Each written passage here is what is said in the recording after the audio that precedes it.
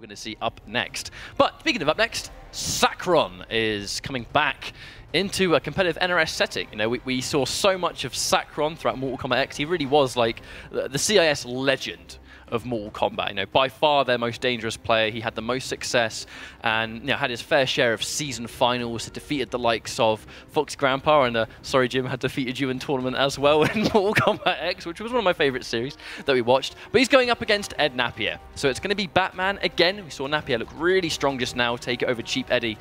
But Sakron, I mean, he's been playing the whole time, but again, he qualified very, very early. So we've not seen much. All we know is he told me he plays Black Adam and Green Arrow. Now, this is going to be one that I've been personally looking forward to for a while. You know, but even when we didn't know who his opponent was going to be, because Sakron, like you said, really was the most successful Russian player by far in Mortal Kombat X. You know, was very successful worldwide, repeatedly qualified for Pro League finals and stuff like that, and was just a very dominant player. You know, and played multiple characters to do so.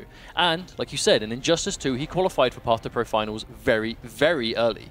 And if you qualify early, it means you beat some really good competition to do it. You know, he gave himself that time to wait and really study and get as best as he can for this finals now. And I think it's safe to say that Sakron is one of the favorites to win if how he has played before is continuing now, especially if he's bringing Green Arrow, who's a character that not a lot of people play, and in the hands of someone who is fundamentally sound, Green Arrow can be a nightmare to deal with. How do you feel about Green Arrow in the hands of someone like Sakron, Jim? I think he's gonna be able to showcase Green Arrow's space control, especially if Napier picks Batman. You're going to see a lot of arrows being used to stick Napier in one place, and if Napier does get close, you're going to see Savage Blast run away and low slide to punish him for coming in when he doesn't expect it. It's almost going to be like sort of like the Batman mix-up done to Batman, where you've got so many effective wake-up attacks and actually going in straight immediately, Sakron going in for Green Arrow. It's very much a matchup that Batman players don't really think is heavily in Batman's favor. You know, Green Arrow has a lot of tools to deal with this character, the space control being a major one of those. And right before we went into the game, I was going to say, they both have multiple wake-up attacks. So if you make a read on one wake-up attack, you're at risk of getting hit by the other one. Green Arrow definitely seeming like a bit of a problem matchup for Batman if recent tournaments are anything to go with. But Sakron already managing his meter very well, going for push blocks when he should be. Savage Blast, meter build. Going in for the Electric Arrow. Does have extra hit stun on it, so you can get some unique combos, especially catching him in the air from full screen. But Napier with his back to the wall, that's where he wants to be, but no, hit by the Savage Blast immediately. There's actually something we've seen Napier do a lot. When he thinks the opponent's going to go for something in the neutral that is going to slow them down, right? So such as a Green Arrow loading an arrow, or Red Hood throwing a mine, such as we saw in week 12. Just those raw grappling hooks, because if he catches it, he makes that read. That is a full combo for Batman. And that's something you can do. You know, if you think Green Arrow is going to load that arrow, you can try and get the full combo, but Napier's going to take the first life bar. Sakron still looking good. A lot of meter at his disposal. All he has to do is hit a couple of those flaming arrows, and he's going to be in a good spot. But unfortunately, can't really afford to take too many of those jump-ins, and now he can't really clash either because he did just spend so much. He can clash now. He went for the bar, but this was an expensive sequence. He's got his clash out really early before he's done the first life bar on Napier, and he used an air tech. So that's 3 bars gone just like that.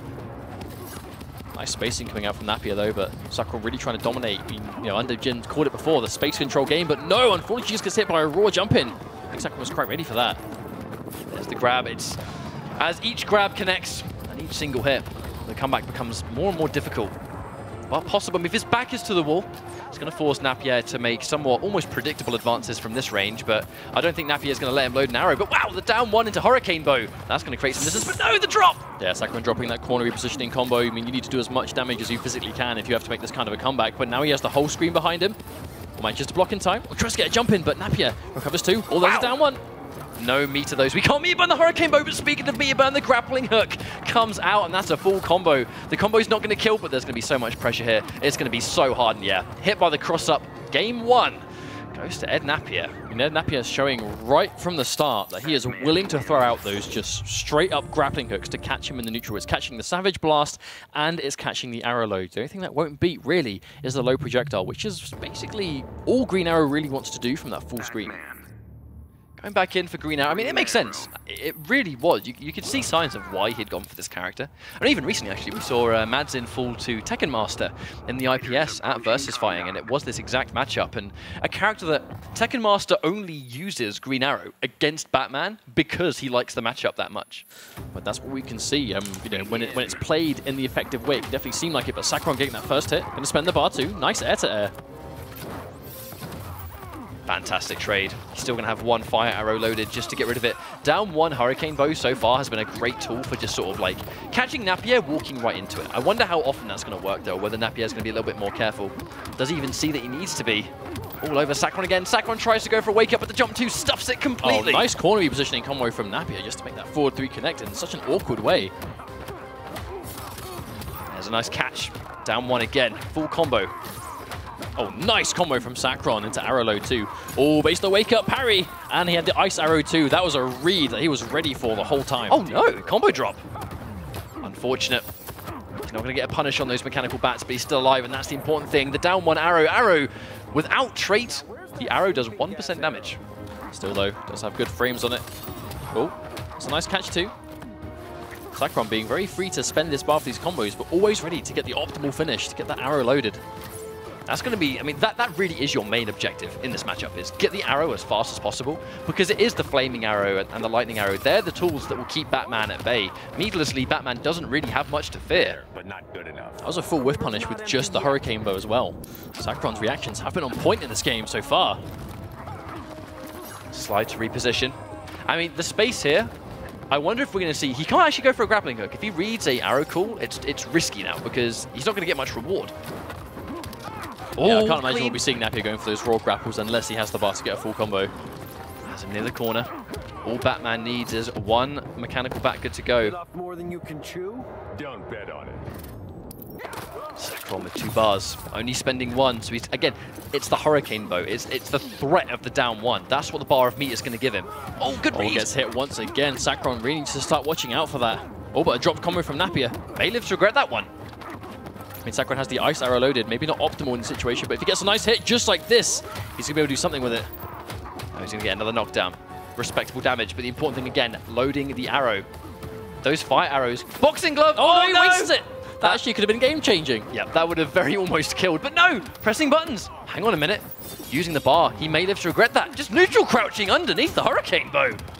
Wow, Napier was ready with that punish. You can see he's done his homework. He knows his options. Still, though, Sakron can still win this if Napier... Oh! The anti-air punching glove. Sakron pulls it out of nowhere. Green Arrow once said, sometimes you just want to punch someone in the face from really far away, and that is exactly what he did. I mean, that was a make or break boxing glove. That either missed or it won the game. It was anti-air as well. As soon as Napier went for that sort of, altering his jump arc, a boxing glove was loaded, and that was all she wrote. Oh my lord. That was probably one of my favorite finishes we've ever seen in an Injustice game.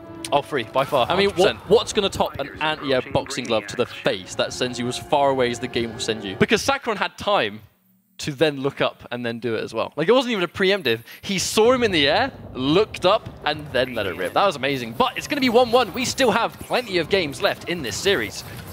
Oh, Sakron really playing this long-range game better now. Look at the bar he's already built. Napier drops his combo too, whereas Sakron is looking a lot more strong. Napier's looking a little bit weaker as this goes along. But I think this is why, like, Napier, like, he's been holding forward pretty much the entire game. I think it's because he acknowledges that he needs to close in that space. The keep away is exactly what Green Arrow wants to do. Batman needs to prevent that as fast as he can. There's a knockdown. I mean, that really is the goal there. It's not to get the damage from those individual projectiles. It's to get a knockdown to safely guarantee a reload. Oh, there's a plus frames. Napier really putting this to good use. And Sakron's been blocking almost the entire game. There's the delay wake up. Sakron had to try and go for something, but well caught out there by Napier. Ready for it. Oh, instant jump back. Well, that's going to be a full combo. Yes, combos off the fire arrow too. It's the knowledge from Sakron. Pressing buttons again. In many ways, the fire arrow is kind of like the ice arrow of old, where it can combo on hit for good effect. And just what a sequence from Sakron.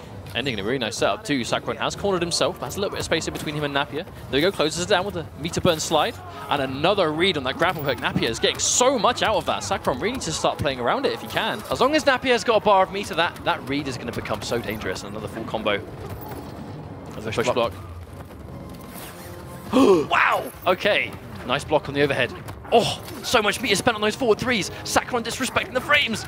Oh, gonna get hit by the cross-up, but nice clutch clash coming out from Sakron immediately. The important thing here is not only is Sakron gonna get health back, but he's gonna push Napier towards the corner, and he has a lot of space behind him to work with. But how long for? Napier's been closing this distance so effortlessly. He has got a bar now, though, so he's gonna have to watch out for that grapple again. Fire arrows do so much damage.